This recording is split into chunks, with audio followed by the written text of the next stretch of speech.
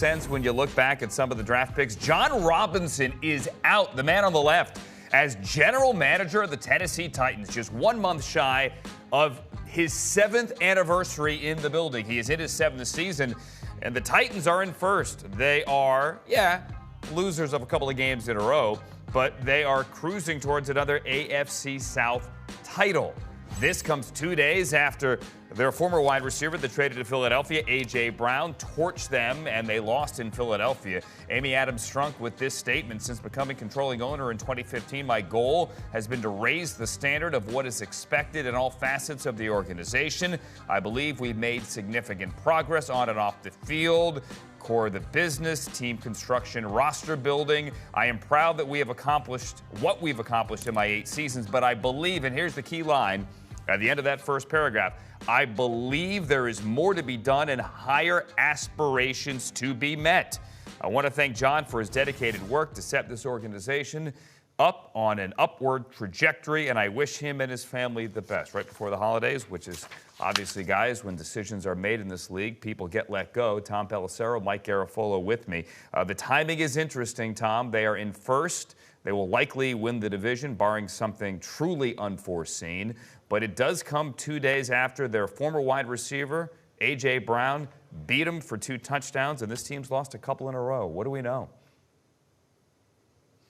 Well, Andrew, just back in February, the Titans gave long-term contract extensions to both Coach Mike Vrabel and their general manager, Jon Robinson. Just 10 months later, Robinson is out as GM, and Ryan Cowden, a longtime executive and scout who's been with the organization, takes over on an interim basis. My understanding is what was communicated to Robinson was that ownership was not happy about the direction of the roster that he had assembled, even though at this point, as you mentioned, the Titans are 7-5, and they've got a more than 3-game lead in the AFC South division. Certainly, as you look through Robinson's drafts, he's had some big hits. He drafted Derrick Henry and A.J. Brown. He drafted Harold Landry. He also had some high-profile misses, including the likes of Isaiah Wilson and most recently Caleb Farley, who has struggled to be on the field. If you go back about a month or so ago, Mike Vrabel spoke in a press conference and was asked about the offense, and he said, if you haven't figured it out yet, this is how we're going to have to play. That was a sign that there was frustration about what they lacked at the wide receiver position, in particular on that offense. Of course, the trade of A.J. Brown back in April to the Eagles did net them a promising young receiver in Treylon Burks, but he too has had some injury issues and has not stayed on the field. Just 2 days after that game, and A.J. Brown having more touchdowns and receptions and receiving yards than all the Titans wide receivers combined, the guy who drafted him and traded him, Jon Robinson, is out in Tennessee.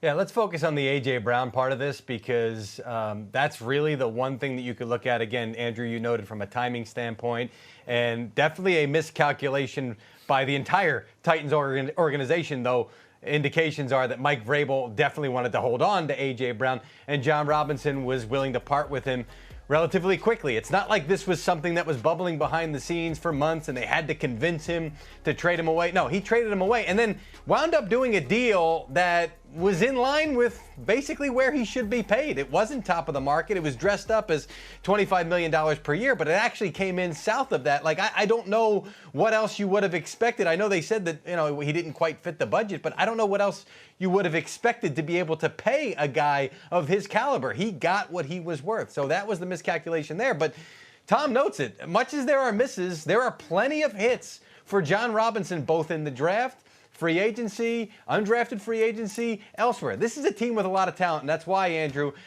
I know that there are many folks, because we've heard from them both in the agent world and also in other front offices right now, who are absolutely blown away by this, and we keep hearing the same thing. Nah, there's got to be something else. There's got to be something else. Yeah, and don't know if there is, and maybe if there is, it will come out. But you look at the drafts. Caleb Farley again is one that stands out here. Guy had an injury, big red flag injury concern there. They took him in the first round. He had to stay on the field. Isaiah Wilson played 1 game in the NFL. That's it. 1. He's already out of the league. Jeffrey Simmons, a bit of a risk, but that worked. The 2019 top of the draft, Jeffrey Simmons, A.J. Brown, there is his big hit. That, however, was 3 years ago.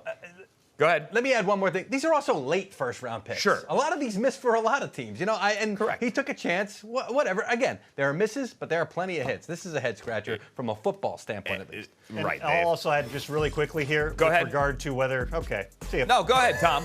No, Finish. it's okay. Move on. Finish the thought. What I was going to briefly add there is with regard to the idea that there is something else. My understanding is there is not. Now, Okay. you did have a high-profile situation in which offensive coordinator Todd Downing was arrested on suspicion of DUI several weeks ago after a game against the Packers. The NFL has been looking into that situation. There is nothing imminent on that front. What I am told is this was about the ownership's dissatisfaction with the roster at this stage, and so they move on from Jon Robinson, who was signed through the 2027 draft, which means he is still owed over 4 years of salary. Wow. Mike? Yeah, and sorry, I'm not suggesting that there is. I'm just saying people are saying that because it doesn't make a sense to them from a football standpoint. That's all. Right. Yeah. They're 7-5. They're cruising to another division title in a horrible division. I mean, let's just put it that way. No one's coming for the Tennessee Titans. Let's just call it as it is. Mike, Tom, thank you. And here's Jon Robinson's resume on the screen yet again here, 63-43 if you want to tag wins and losses on a GM's resume. But that second line is significant here. Never had a losing season in 7 seasons. And Jeffrey Simmons and A.J. Brown, who's no longer there, obviously, at the top of their position, certainly. You went out, you talked about the wide receiver pieces, Steve White. They got Robert Woods on the cheap from the Rams when they needed to offload his contract in the offseason. Allen Robinson, Odell Beckham Jr. were in their conversation here in L.A. at wide receiver.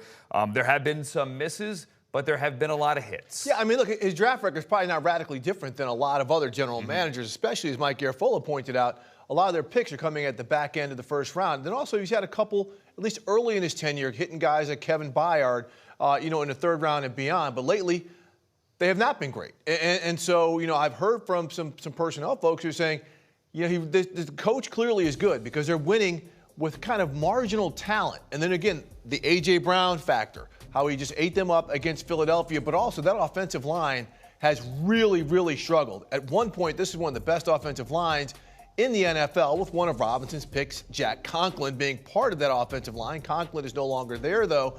So it's just weird because of the timing. And let's just say there is nothing else, no personality conflicts, anything like that. One of the reasons why you're saying building the roster better. Now we're coming into the end of the collegiate football season, so now you've got to get a scouting department together to look at a lot of these players, to get your final grades on these players, on guys coming out early in the draft. Getting Jon Robinson out now and letting somebody take over, maybe you can say that's weird timing, but they clearly want someone else to come in and run that part of things.